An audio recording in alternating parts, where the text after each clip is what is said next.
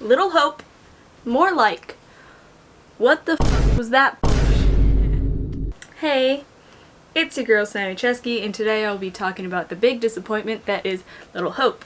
Also, it's Valentine's Day when I'm recording this. Sure, I was supposed to release this today, but life, you know, punched me in the face. So now you're gonna have to deal with me being dressed up for Valentine's Day. And it's not Valentine's Day for you. Well, sorry. Anyway, on to the video. In 2020, I had written about Little Hope on the website Medium. I couldn't think of the word for a second. Apologies. Medium is where you can post little articles and little blog posts and stuff. And I wanted to try and use it to write little things on video games that I wasn't gonna make videos on. God, I can't talk. And the first and only thing I wrote was about Little Hope.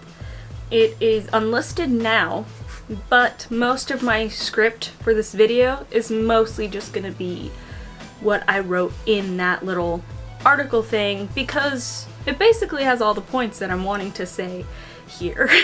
If you don't know what Little Hope is, it is a video game that was developed by Supermassive Games.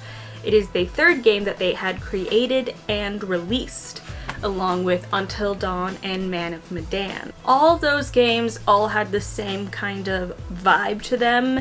They were story-driven, very horror-esque, and they had where all of your choices mattered in some way, in where the story was gonna go, with who would survive and who would make it, what kind of ending you'd get, all of that fun jazz stuff you get with your choices matter games, which are personally some of my favorites. I love when games kind of test me and they're like, this choice literally matters. This person can die if you don't make the right choice.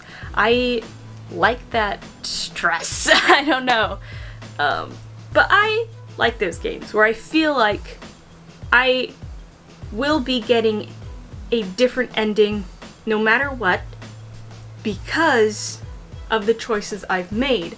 I don't want something where I get kind of an ending, but overall it's the same no matter what. When Little Hope had came out, it had really caught my attention because it involved like witch trials and all these little like demons, and there's so many theories that could be made about it. So when Jacksepticeye made a video on it, it was a 4-hour straight long just playthrough of it.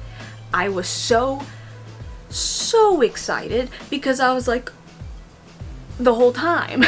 Supermassive Game with their characters have always been pretty well with creating people that you can get attached to or get really invested in their backstory, their story, or their kind of like little line of themselves, since each character kind of has their own little plot point, if that makes sense. So when I saw this game and all of the characters, I was like, how is this gonna work? How are they gonna work out? How are they gonna solve their individual things?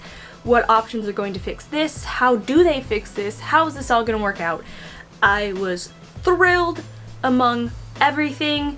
The ending that Jack was coming to, I was like, oh my god, like, was there a way to avoid this? Blah, blah, blah. But then we got the ending, which was very, very disappointing. Something I really like in those type of games is that everything is real. Until Dawn had everything be real and just, you know, all the Wendigos were actually happening. At the end, this all actually happened. Man of Medan wasn't really my thing, solely because all of it was really a hallucination. It was more fake. I like when all of the supernatural stuff are real, you know? And this game, Little Hope, made it seem like it was all real. It was all happening. And the ending you get isn't just that, because the actual ending is still just saying, it wasn't real, Mesney. I feel like once you get your ending and all of your choices kind of come back to stab you in the back or help you, you know, that's what's so fun and amazing about it until the game just kind of says, oops, well, actually, that really doesn't matter because in the end, none of that even happened. It was basically a dream. You were just cuckoo in the head. That's it. None of that happened. All those people that you fought so hard to make live weren't even there. So Supermassive Games had then disappointed me with 2 of their games. One was Hallucinations, which was kind of fake, but it wasn't something that wasn't interesting. I took interest into it. It was something that wasn't really my like big attraction, such as Until Dawn, but it was okay. Little Hope, I hate it because it broke my actual heart. Everything I could have wanted, destroyed. They destroyed it. They took it away. And they were like, you thought.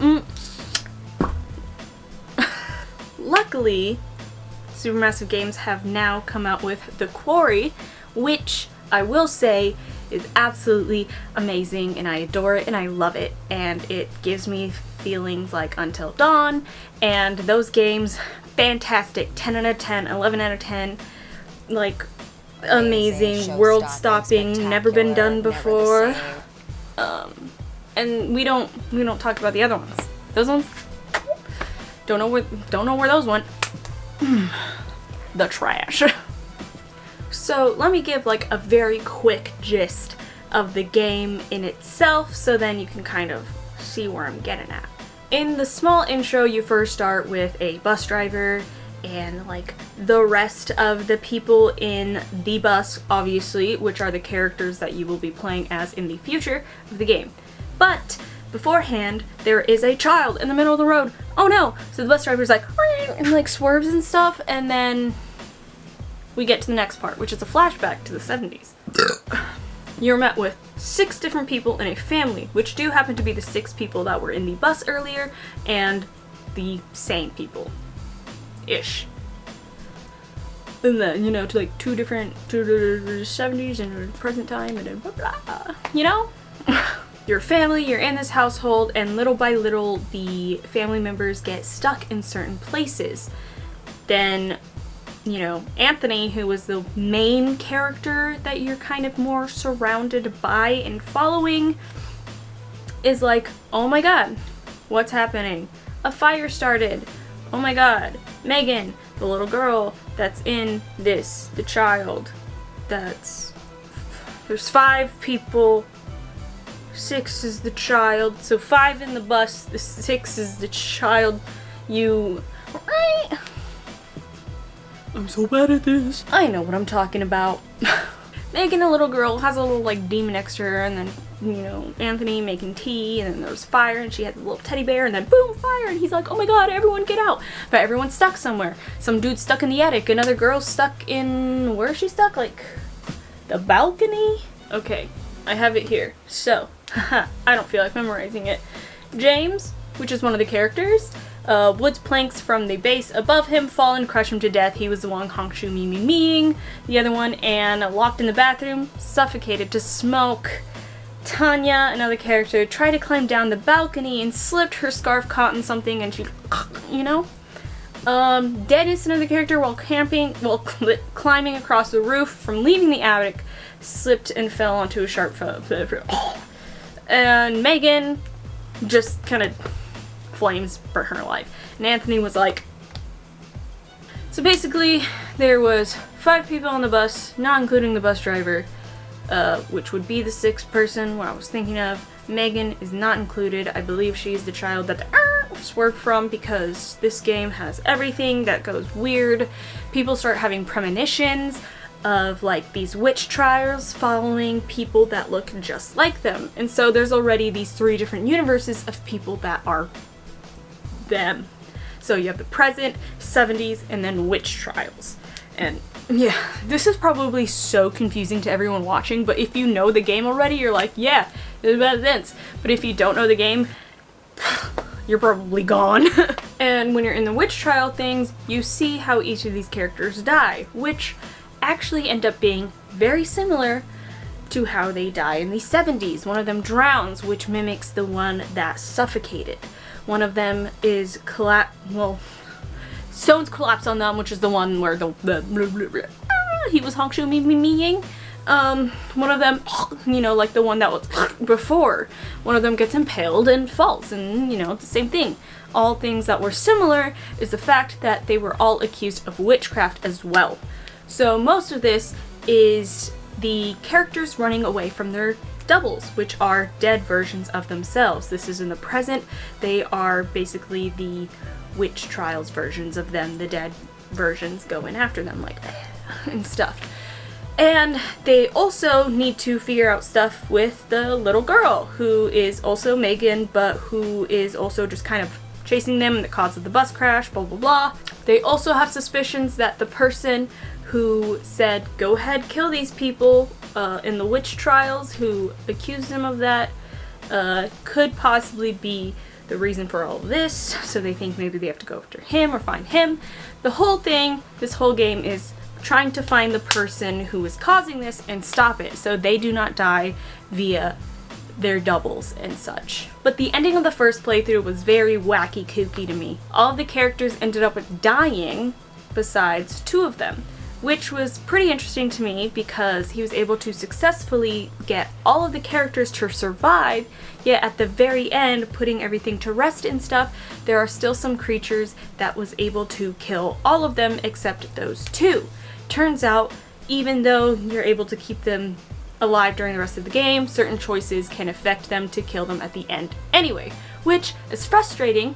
I just spat everywhere. Which is frustrating, but something I could be okay with. The concept and everything was still pretty epic and cool and amazing, incredible. I was enjoying it. Again, the ending was like, but to me it was something I could take. So the 2 characters walk off and they, you know, end type thing. But plot twist, that isn't the end.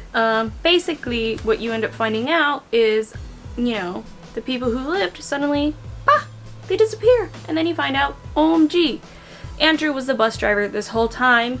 Everyone wasn't actually there. He was just going insane, struggling with like PTSD hallucinations, because in the 17s what happened was what actually happened. This is the adult version of him, all of that. He just kind of went cuckoo in the head when he got back to Little Hope because it like traumatized him, triggered something in him, I guess. I don't know. But he was the bus driver the whole time.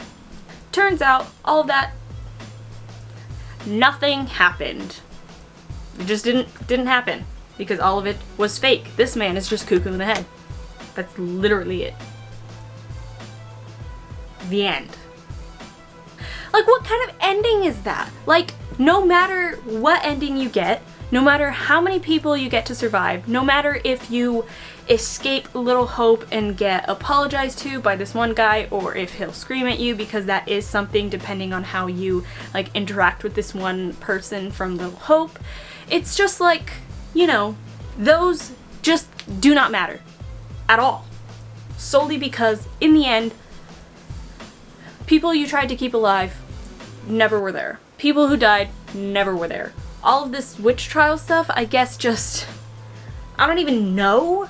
And no matter what happened, I don't think anything will give me a proper ending, a proper conclusion that I want, because no matter what ending you get, it still comes to the conclusion that it was all fake and none of it even mattered. And what's weird is Megan, the little girl, in the 70s had a little demon that was like, burn the place or whatever, and like it never even explains that a little demon. Doesn't explain why she's so creepy. Although it may be fun to play, I just think that ruins it for me and it makes me just not want to. Because obviously these games have a ton of replayability to them, and to me replayability is very important to when you release a game. The only issue is once a game just upsets you and it makes you feel like there is no point in replaying it because no matter what the ending will be the exact same, then what's the point? I'm gonna put the game down because it doesn't matter what choices I make. In the end, everything was fake. Nothing was real. At least with Man and Medan, it was somewhat real because at least they were more like hallucinations and people still died. Where in this, it doesn't matter if anyone died because they didn't exist in the first place. The game sucked. Thanks. Basically, the best ending you could get is if everyone survives, they all kind of console him in a way as the bus driver, and then he's just kind of like, I wish we could have all survived. And it's kind of sweet and stuff. But I really did try going through different theories and endings and choices to see if it could give me some kind of closure, but unfortunately, no. It all comes down to that same ending. Nothing happened. In the end, the game Little Hope left me with absolutely no hope. It just was a disappointment to me, and I've heard it kind of disappointed others too. Just like how I ended my little rant medium post. Little hope. More like Bo Ragnarok. Thanks for watching. If you like this video, please give it a thumbs up. If you didn't like this video, please give it a thumbs up. Comment down below suggestions of other things I should make videos on. Video game wise, I do a lot. Covers, I sing sometimes. Skits, I'm a little bitty, little goofy, little all my socials are down there, so is my Discord server. If you join my Discord server, you will most likely get more updates of what it will be happening with my channel, as well as get updated on my streams and other projects I am working on. So if you really do want to be more up to date with everything I create, please do join the Discord server. I'll be happy to have you there. I will like to thank my Ko-fi members, who I realized I forgot to thank in my last video, which was a cover. But thank you so much to my mother, beautiful, beautiful woman, very supportive, love her very much. Everyone say, love you, Mom. Also, big thank you to Conifer ConnieTreeCow, who I just realized is also a 53-month streak subscriber on my Twitch. So, oh my god, thank you. That's a lot of money, which has honestly helped me a lot because I've been able to get a lot done and continue with my passion. So thank you very much to you as well. And thank you to SirPigglyPants, who is a patron Ko-fi member. I get them mixed up. So if you'd just like to support me in the way these wonderful people do, that would be awesome. I would greatly appreciate it just as much as I greatly appreciate them. So yeah, that's about what I got. Thanks for listening to my rant on how much I very much so dislike this game with a burning passion. Like, comment, subscribe, and like always, adios muchachos.